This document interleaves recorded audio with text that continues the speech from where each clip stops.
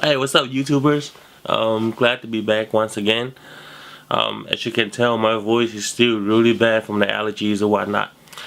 So, welcome to the review of Captain America: Civil War.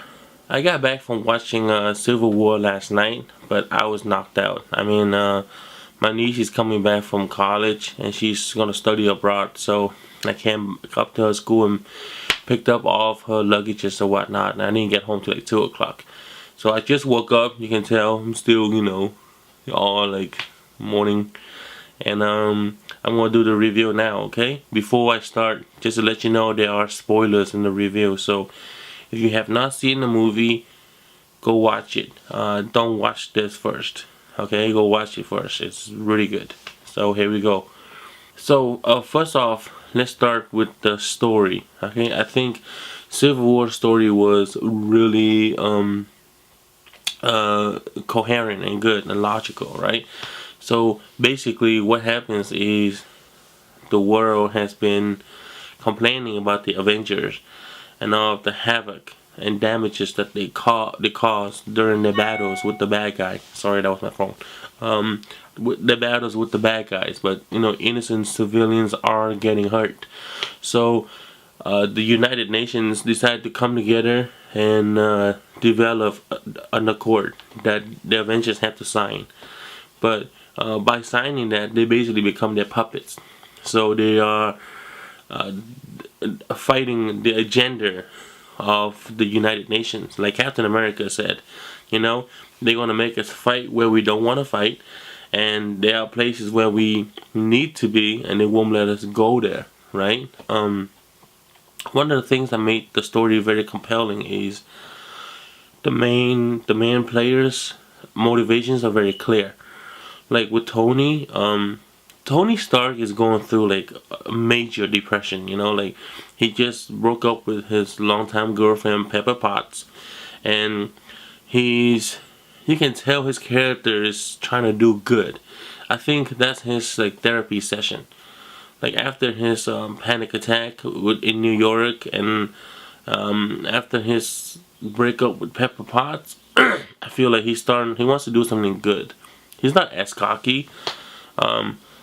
I do miss him, the funny Tony Stark. But this movie was damn serious. So there's a few funny scenes here and there, but overall, Tony is is a very serious person. He's given away a lot of his money to fund school, universities and projects and whatnot.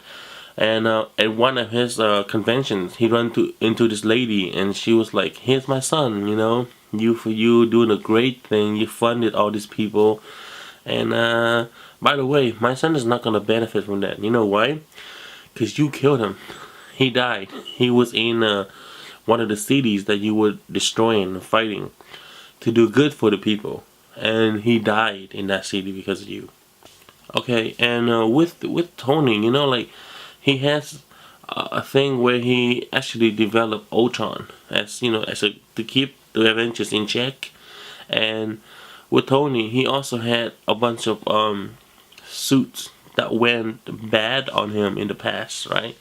So he is in this great fear of like good people doing bad, and he feel like there should be rules and regulations to keep them in check. And I guess Tony is so vulnerable, and we are shown Tony's past with his parents, the day his parents died, and they played a great impact on him.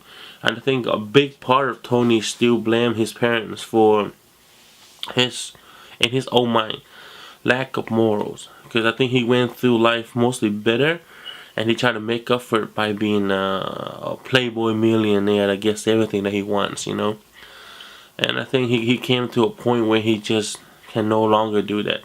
He wants to do something genuinely good. So when the United Nations came out with the Accords, to say that, hey, these are some regulations on how the Avengers should work. If, you don't follow these guidelines, we're going to shut you down. I think Tony went all in. He's all about that. Captain America, on the other hand, came from a time when he was fighting for freedom, right? Oppression from, World War II. So he had a whole different mindset. On top of that, his longtime girlfriend, Betty, she died. Right, the Agent Carter, she died. And in one of the speeches that her niece made at her funeral, her niece said that my Aunt Betty, was the only woman, true woman, spy and agent at that time. And I asked her why she did it, and she told me that you have to believe in something, even if the whole world is against you, and if you think that's the right thing to do, you go for it, and you have to protect your dreams and passion and freedom, And Captain America is taking all this in, and he's really not comfortable with the fact that he's going to become a tool of war, an agenda, a weapon for a group of people who can send him to do whatever they want. Because remember, they did this with him back in World War II, when he just kind of go around and recruit people like, hey, fight for America, and he hated that. So that's the main story of Tony and Captain America clashing, right? One of the most spectacular things that Captain America movies have made is that the action is top notch. I mean, not just for superhero movies, but this is how action films should be made. It's visceral. It's amazing. The action here is, I cannot even describe it, right? I mean, crazy moves in here, like awesome. Like this is one scene when he jumps down, he kicks a truck spin, bam, hit a bad guy, like knock him against the wall, and that was crazy, right? Speaking of action, there's a lot of hand-to-hand combat. Man, oh man, speaking of hand-to-hand combat, the Black Panther, when he showed up, I was like, yo, like he came out just swinging like cha cha cha, like I'm like, oh man, it was awesome, right? The thing is, in this is what I wanted for the Avengers. Everybody had a role, and the characteristics and their powers are shown very distinctively, right? And how they can help each other out. With that being said, though, there are a few characters that I felt were brought into the movie for fan service because they needed to be in the movie. Like, without them, the movie would have been fine. With them, the movie would have been fine. It didn't make that big of a difference. There is one scene. I mean, there's a whole bunch of surprises in this film, but there is one scene with Ant-Man when he turns into a giant and he grabs War Machine and swing him around. Dude, that was awesome, right? Just freaking awesome. We also have Spiderman. One of the things that, well, probably the thing I like the most about this movie is when they bring in a new character, they gave them time. It wasn't like, oh yeah, fan service, drop you in. Like, they brought the character in and they give him time to actually shine. Spider-Man, he is the comic relief of this movie. I mean, like I said, Tony Stark pretty much just very serious.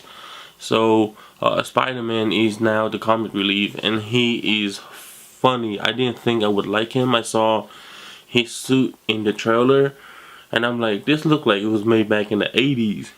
But then again, in the movie, Spider-Man is like 14 or 15. I don't know. He looks 14, and he made freaking like a homemade Spider-Man suit with like goggles and stuff. So Tony's like, I'm gonna give you a quick update. So he just pretty much gave him like a quick costume to work with. So yes, it is a throwback, and he is hilarious. He is what I want Spider-Man to be. He's great. The Black Panther was badass, just straight badass. All right. So the movie storyline was awesome. Right, the action was great. I love it. One of the things that I also like about the movie is they gave a lot of logical explanations for things to happen. For example, they're like, Tony was like, "Where's the Hulk?" And You know, they basically say that the Hulk gave up. You know, he ran somewhere. You know, they have been searching for them for a few months now, but they couldn't find him. So that's why the Hulk is not in the movie. They also, you know, in the beginning of the movie, Hawkeye is not in it, and it was explained that he retired. So not a lot of illogical things going on. You know, like if something was off, they gave an explanation for it. I think this is great. That's the movie as a whole. I think it is the most balanced Avengers movie ever. I don't care what you call it. I call this Avengers 3. It is the most balanced Avengers, and there's a lot of heart to this, right? And I didn't even touch on Bucky, but every scene that Bucky was in, especially the action scene, the Winter Soldier, he killed it. He just killed it. I could talk about this for hours, you know, but there's no point. Just watch the movie. It's really good. If I have one bone to pick with this, is that, and I think it's less of the movie itself, but just Marvel Studio as a whole. Back to back, Avengers and Iron Man and Thor and Avengers 2, and then, you know, another Iron Man, and then Captain America, Winter Soldiers. Like, there's just so much of it that by now, like, it's starting to feel repetitive, like redundant, like, you know, slap in the face. But you know, that should not take away from the movie as a whole, you know, by itself. So yeah, you know, Captain America Civil War was probably one of my top favorite superheroes movie of all time. You know, I would say my top 5 is probably The Dark Knight and The Dark Knight Rises. I mean, Christopher Nolan, the one with the Joker. I would definitely say the Ant-Man. I mean, I love Ant-Man. Guardian of the Galaxy, Winter Soldier, and definitely now Captain America Civil War. So that's my top 5. Deadpool should be in there somewhere, but yeah, Deadpool is like 7 on my list. Yeah, but that's like definitely my top 5, not in any particular order. But please, go watch this movie. I haven't really felt dissatisfied, this much satisfaction with a superhero movie in a while. And yep, I give it a 5 out of 5.